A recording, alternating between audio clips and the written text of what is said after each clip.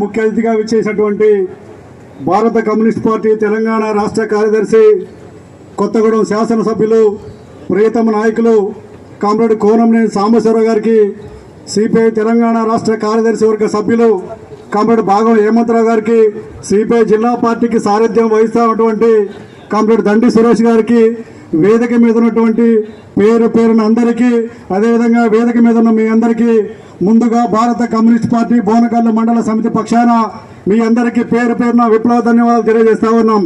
ఈ యొక్క కార్యక్రమాన్ని ఉద్దేశించి మాట్లాడవలసిందిగా సిపిఐ తెలంగాణ రాష్ట్ర కార్యదర్శి వర్గ సభ్యులు కామ్రేడ్ భాగవ హేమంతరావు గారిని మాట్లాడవలసిందిగా ఆహ్వానిస్తా ఉన్నాం.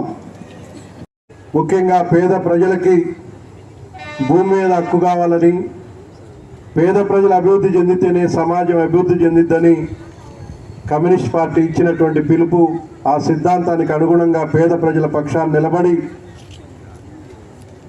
తన ప్రాణానికి ముప్పు ఉందని తెలిసినా కూడా ఎప్పుడు కూడా తాను నమ్మినటువంటి పార్టీని విడవకుండా చివరి వరకు కూడా కమ్యూనిస్టుగా నిలబడి తన ప్రాణాలను కూడా పార్టీ కోసం త్యాగం చేసినటువంటి చరిత్ర కామ్రేడ్ ప్రకాష్ రావు గారు. ఆయన మనం గుర్తొస్తే చిరస్థాయిగా ఉంచుకున్నటువంటి కీర్తిశేషులు తూ ప్రకాశ్రావు గారి పేరుతో ఈ భవనాన్ని ప్రారంభించుకోవడం చాలా సంతోషంగా ఉంది. భవనం అంటే ఒక పొదరిల్లు, ఒక చిన్న భవనం.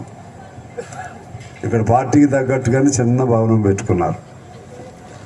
ఆ చిన్న భవనం అయినా చూస్తానికి ఇది ఒక ఎర్రకోట లాగా అనిపిస్తుంది. ఈ ఎర్రకోట మరింత ఎరుపెక్కాలి.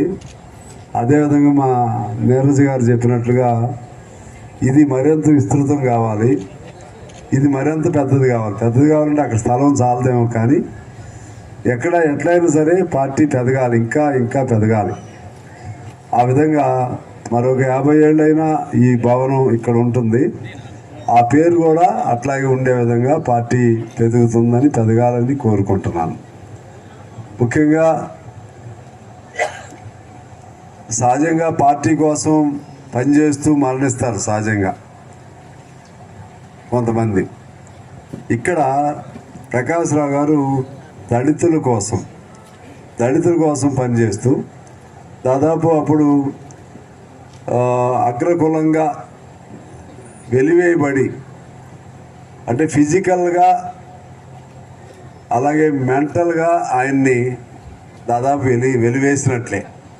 అయినా కేవలం పార్టీ కోసమే దళితులతో లేడు, ఆ మనస్సు కూడా ఉండాలి. పార్టీ కోసంతో ఉండేవాళ్ళు చచ్చిపోరు అంత తొందరగా, దాన్ని ప్లాన్గా చేసుకుంటారు, ఎట్లా బయటపడతారు. దానికంటే మించి తన భావం, తన మనస్సు ఆ దళితులకు